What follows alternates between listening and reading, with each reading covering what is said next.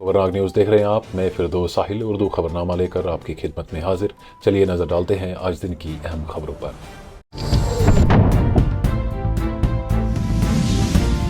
सदर द्रौपदी मुर्मू ने राष्ट्रपति भवन में आर्ट और कल्चरल के जुमरे में गैर मामूली कारनामों के लिए अयान सजाद को प्रधानमंत्री राष्ट्रीय बाल पुरस्कार से नवाजा। स्थानीय संगीत की दुनिया तथा सोशल मीडिया में कश्मीरी गीत तथा नाच से धूम मचा दी है।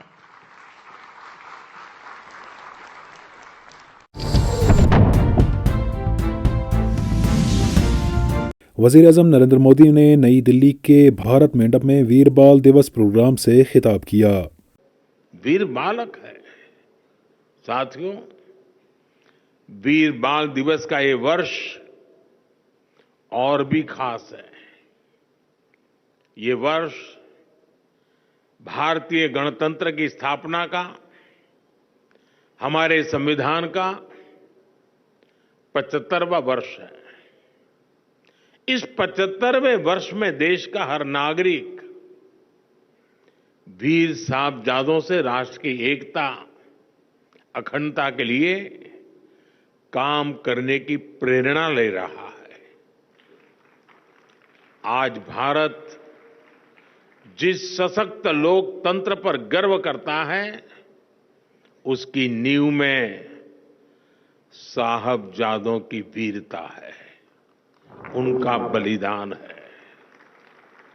हमारा लोकतंत्र हमें अंत्योदय की प्रेरणा देता है, संविधान में सिखाता है कि देश में कोई भी छोटा बड़ा नहीं है, और ये नीति तेलंगाना के वजीर आला रेवंत रेड्डी ने हैदराबाद के बंजारा हिल्स में कमांड कंट्रोल सेंटर में फिल्म इंडस्ट्री की शख्सियात बशमूल अदाकारों, प्रोड्यूसर्स, डायरेक्टर्स और दीगर के साथ मुलाकात की। जेकेएनसी के रहनुमा और लालचौक हलके के एमएलए एहसान परदेसी ने श्रीनगर के अंदर अंगर में एंधामी कार्रवाई के खिलाफ एहतजाज करते हुए जेसीबी के लोडर बैक्ट पर बैठकर मुजाहरा किया। ये एहतजाज इस वक्त शुरू हुआ जब बादामी बाग कंटोनमेंट हुकाम की जानिब से मुबैना तौर पर 40 से जायद खानदानों को अपने घरों को खाली करने के नोटिस जारी किए गए। यह इलाका श्रीनगर म्युनिसिपल कॉरपोरेशन के बजाय फौज के दायरे इख्तियार में आता है। परदेसी और दीगर मुजाहिरीन इंतहामी कार्रवाइयों को ख़त्म करने का मुतालबा करते हुए मुतासिरा खानदानों के लिए तशवीश का इजहार किया।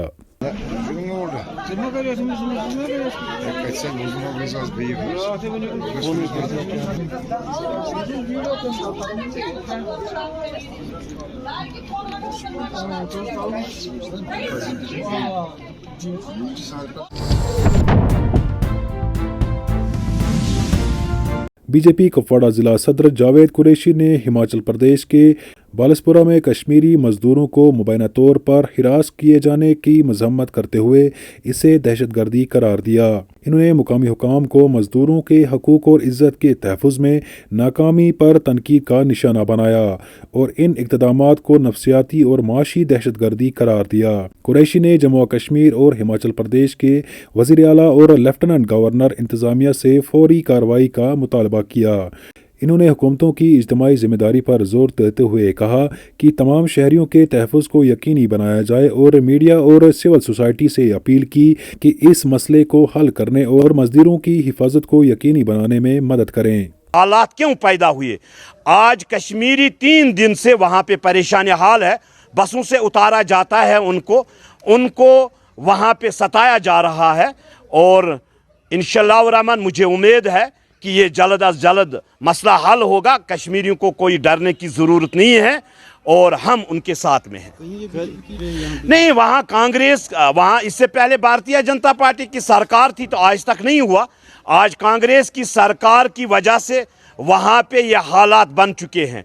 अगर चंद लोग वहाँ पे माहौल को बिगाड़ने की कोशिश कर रहे हैं तो उनसे हिसाब लिया जाए ना, उनको तो जेल भेजा जाना चाहे। नेशनल कॉन्फ्रेंस की साखत खत्म हो चुकी है।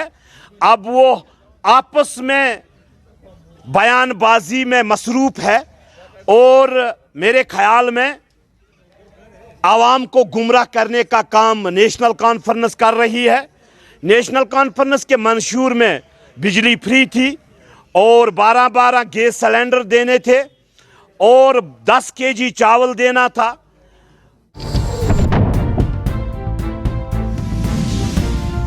जम्मू कश्मीर बीजेपी के सदर श्री सत शर्मा CA ने गुरुद्वारा यादगार मेहनत बचितर सिंह जी में मुनक्कद सफर शहादत प्रोग्राम से खिताब किया, जहां वीर बाल दिवस के मौके पर शोहदाए की कुर्बानियों को खिराज अकीदत पेश किया गया। उन शूरवीरों की शहादत को याद करने हेतु हम सब यहाँ पर एकत्रित हुए। हम सब जानते हैं कि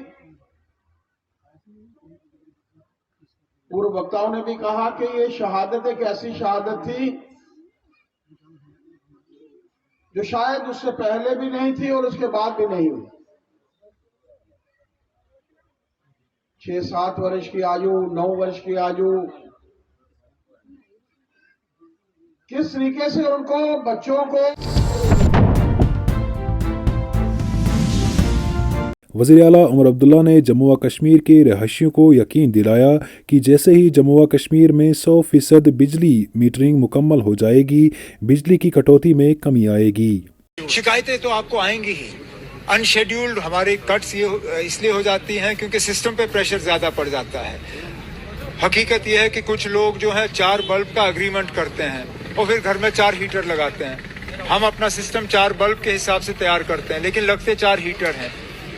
आहिस्ता आहिस्ता इसका इलाज मीटर में ही है। जितना ज्यादा हम मीटरिंग करेंगे उतना कम बिजली की कटौती होगी, उतना ज्यादा हम बिजली फराहम कर सकेंगे। मैं तो उम्मीद कर रहा हूं कि जल्द से जल्द हम जम्मू कश्मीर को ऐसे जगह पहुंचाएं जहां 100% मीटर हो और 24 घंटे में बिजली फराहम करूं। इंशाल्लाह हम वहां तक पहुंच जाएंगे। थाना दिवस का इनेकाद पुलिस स्टेशन कोकरनाग अनंतनाग में किया गया। इस मौके पर SHO कोकरनाग जनाब परवेज अहमद ने मुकामी लोगों से बात करते हुए यकीन दिलाया कि पुलिस हमेशा इनकी खिदमत के लिए मौजूद है।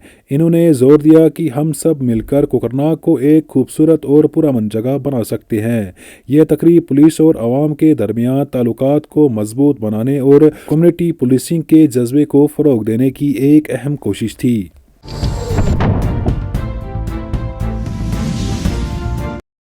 और आखिर पर मौसम के हवाले से जानकारी। महकमे मौसमियात के मुताबिक आने वाले 24 घंटों के दौरान वादी भर में मौसम उबरालूद रह सकता है।